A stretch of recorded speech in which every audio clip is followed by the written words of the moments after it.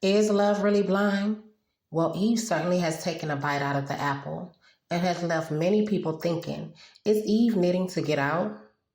With the rise on interracial marriages being widely acceptable, the theory, marrying to inherit a servant, is reasonable, right?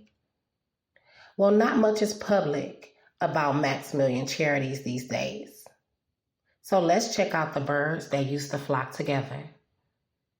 Julia Bangstrup is the ex-wife of Maximilian Cooper and co-founder of Gumball 3000.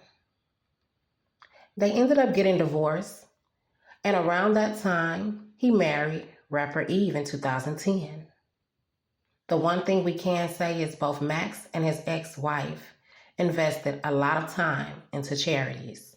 As a matter of fact, Julie Charities actively go to Africa to invest in poverty-stricken children.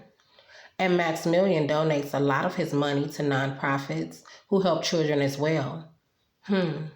Interesting. And shall I say so Britain? Because as Britain history outlines it, the interest of Africans has always been a thing. Let's get into that a little bit.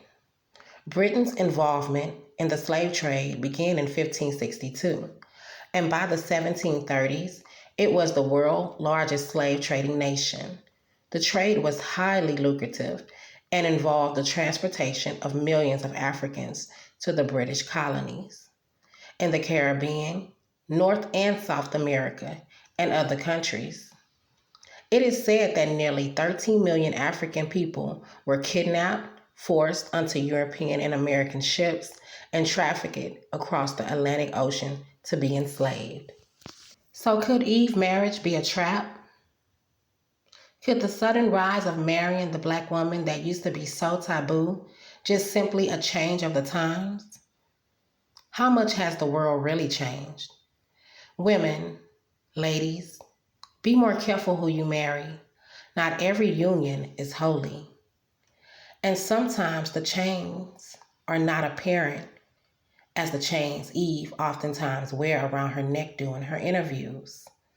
And unlike a movie, sometimes help never comes.